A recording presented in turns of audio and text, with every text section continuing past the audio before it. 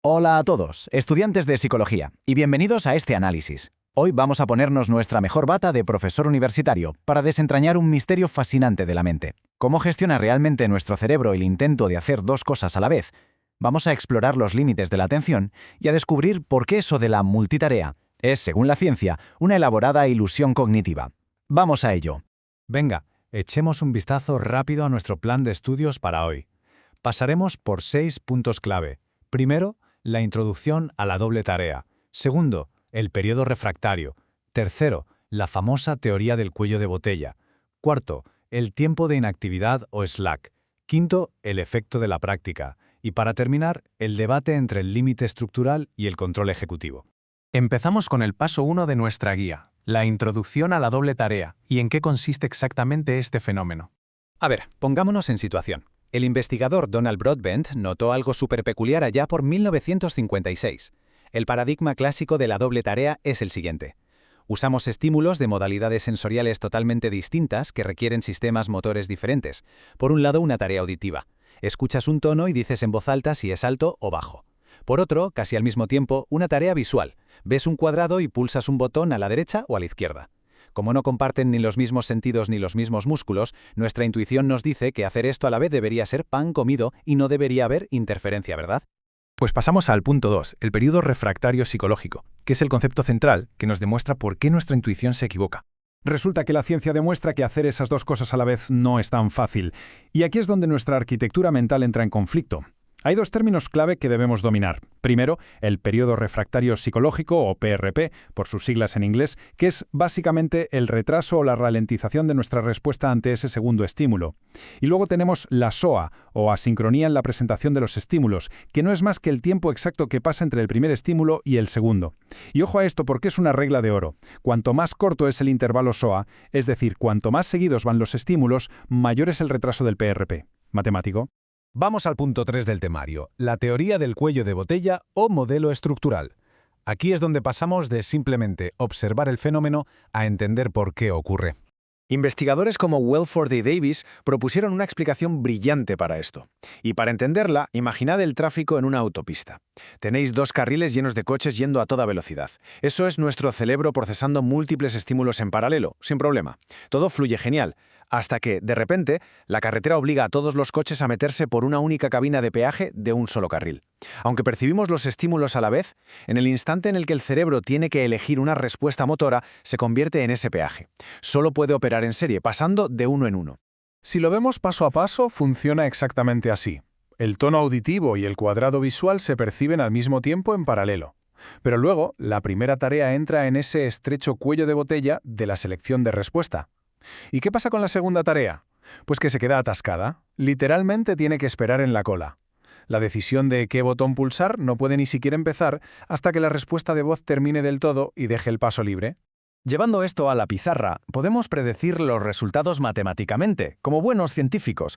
Fijaos, si resolver la tarea visual por sí sola nos lleva 400 milisegundos y la tarea auditiva nos roba 500 milisegundos bloqueando el peaje, y resulta que aparecen con un intervalo SOA de solo 100 milisegundos, ¿hacemos los cálculos? Sumamos los 400 milisegundos base al tiempo de la tarea 1, que son 500, y le restamos los 100 milisegundos del intervalo. El resultado es tajante. El tiempo de reacción para la segunda tarea se dispara hasta los 800 milisegundos. Pasamos al punto 4, slack y dificultad perceptiva. Vamos a añadirle unos cuantos matices importantes a este modelo. Es crucial entender qué hace el cerebro durante esa forzada espera. Si seguimos la línea temporal, en el milisegundo 0 aparece el estímulo 1. 100 milisegundos después entra el estímulo 2. Pero atención a lo que pasa en el milisegundo 200. El cerebro ya ha terminado de percibir el segundo estímulo, pero el cuello de botella sigue ocupado con el primero. Aquí es donde entramos en lo que se conoce como slack o tiempo muerto. Es una pausa obligatoria. El procesamiento de la segunda tarea sencillamente se congela y no avanza hasta el milisegundo 500, que es cuando por fin se libera el cuello de botella. Para que nos entendamos, este tiempo muerto es exactamente lo mismo que estar parado en el coche con el motor al ralentí esperando en la cola del peaje. El coche está encendido, tú estás listo para acelerar, pero es físicamente imposible avanzar y genera esa misma frustración porque tienes que esperar a que el coche de delante termine de pagar para que se levante la barrera de una vez por todas. Pero ojo, porque esta dinámica tiene un giro bastante contraintuitivo respecto a la dificultad perceptiva. Resulta que si el intervalo entre estímulos es muy corto, ese tiempo muerto actúa como un colchón. Imaginad que aumentamos la dificultad visual en la vida real, como intentar leer una señal de tráfico en medio de una niebla espesa o en un laboratorio, mostrando un cuadrado súper borroso. El tiempo de reacción general no cambia. ¿Por qué? Porque el tiempo extra que el cerebro tarda en procesar esa niebla o esa imagen borrosa simplemente se come parte de ese tiempo muerto que ya teníamos de sobra. Ahora bien, si no hay tiempo muerto y lo que complicamos es la selección de la respuesta en sí, el tiempo total de reacción se va a alargar siempre, sin excepción. Y así llegamos al punto 5, el efecto de la práctica. La gran pregunta es, ¿podemos entrenar a nuestro cerebro para evitar este cuello de botella? Volviendo a nuestra metáfora del tráfico, la práctica constante no va a construir mágicamente un segundo carril en la autopista de nuestro cerebro. No funciona así. Lo que sí hace la práctica es entrenar a un empleado de peaje extremadamente eficiente. Acelera muchísimo la velocidad de procesamiento, sí, pero la limitación estructural sigue ahí. La información se tiene que procesar de una en una. Entonces, para resumir el efecto del entrenamiento, si practicamos constantemente manteniendo el mismo intervalo de tiempo, el retraso del PRP se reduce de forma drástica.